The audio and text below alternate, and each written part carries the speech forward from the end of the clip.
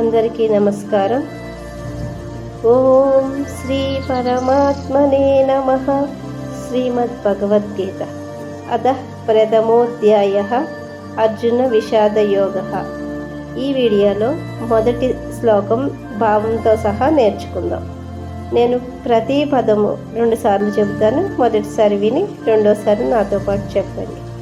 ధృతరాష్ట్ర ఉవాచ ధర్మక్షేత్రే ధర్మక్షేత్రే కురుక్షేత్రే కురుక్షేత్రే సమవేత సమవేత యుయుత్సవః యుయుత్సవః మామకాః మామకాః పాండవాశ్చైవ పాండవాశ్చైవ కిమకుర్వత కిమకుర్వత సంజయ సంజయ. మళ్ళీ ధర్మక్షేత్రే ధర్మక్షేత్రే కురుక్షేత్రే కురుక్షేత్రే సమవేత సమవేత యుయుత్సవః యుయుత్సవః మామకాః మామకాః పాండవాశ్చైవ పాండవాశ్చైవ కిమకుర్వత కిమకుర్వత సంజయ సంజయ. ప్రతి లైను 2 సార్లు చెబుతాను. మొదటిసారి విని తర్వాత చెప్పండి.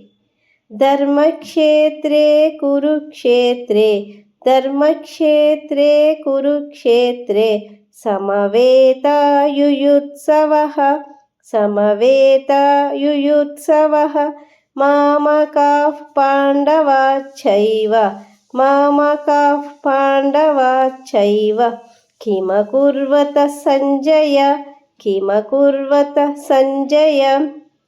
ధర్మక్షేత్రే కురుక్షేత్రే సమవేత యుయుత్సవః మామకాః పాండవాశ్చైవ కిమకుర్వత సంజయ.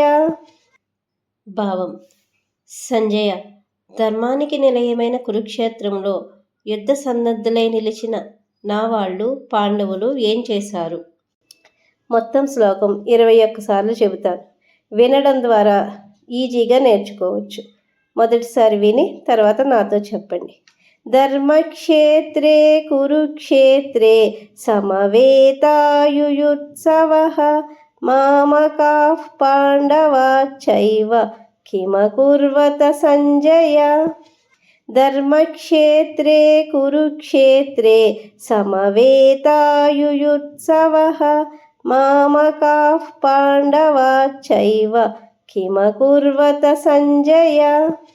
ధర్మక్షేత్రే కురుక్షేత్రే సమవేత యుయుత్సవః మామకాః పాండవాశ్చైవ కిమకుర్వత సంజయ.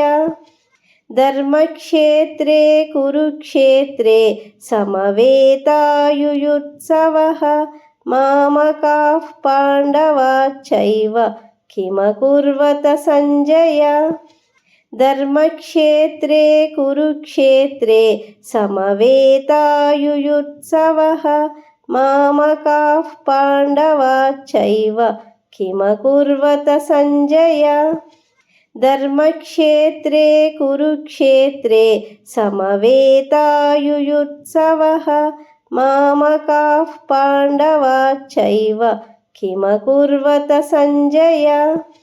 ధర్మక్షేత్రే కురుక్షేత్రే సమవేత యుయుత్సవః మామకాః పాండవాశ్చైవ కిమకుర్వత సంజయ. ధర్మక్షేత్రే కురుక్షేత్రే సమవేత యుయుత్సవః మామకాః పాండవాశ్చైవ కిమకుర్వత సంజయ. ధర్మక్షేత్రే కురుక్షేత్రే సమవేత యుయుత్సవః మామకాః పాండవాశ్చైవ కిమకుర్వత సంజయ. ధర్మక్షేత్రే కురుక్షేత్రే సమవేత యుయుత్సవః మామకాః పాండవాశ్చైవ కిమకుర్వత సంజయ. धर्मक्षेत्रे कुरुक्षेत्रे समवेतायुयुत्सवः मामकाः पाण्डवाश्चैव किमकुर्वत सञ्जय धर्मक्षेत्रे कुरुक्षेत्रे समवेतायुयुत्सवः मामकाः पाण्डवाश्चैव किमकुर्वत सञ्जय धर्मक्षेत्रे कुरुक्षेत्रे समवेतायुयुत्सवः मामकाः पाण्डवाश्चैव किमकुर्वत सञ्जय धर्मक्षेत्रे कुरुक्षेत्रे समवेतायुयुत्सवः मामकाः पाण्डवाश्चैव किमकुर्वत सञ्जय धर्मक्षेत्रे कुरुक्षेत्रे समवेतायुयुत्सवः मामकाः पाण्डवाश्चैव किमकुर्वत सञ्जय धर्मक्षेत्रे कुरुक्षेत्रे समवेतायुयुत्सवः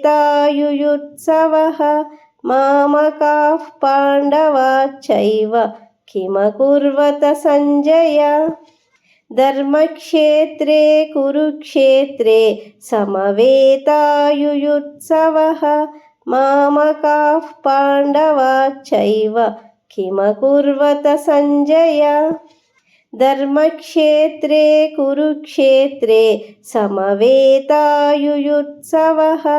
मामकाः पाण्डवाश्चैव किमकुर्वत सञ्जय धर्मक्षेत्रे कुरुक्षेत्रे समवेतायुयुत्सवः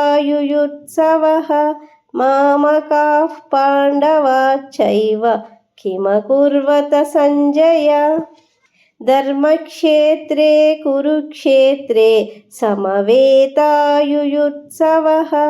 मामकाः पाण्डवाश्चैव किमकुर्वत सञ्जय धर्मक्षेत्रे कुरुक्षेत्रे समवेतायुयुत्सवः मामकाः पाण्डवाश्चैव किमकुर्वत सञ्जय।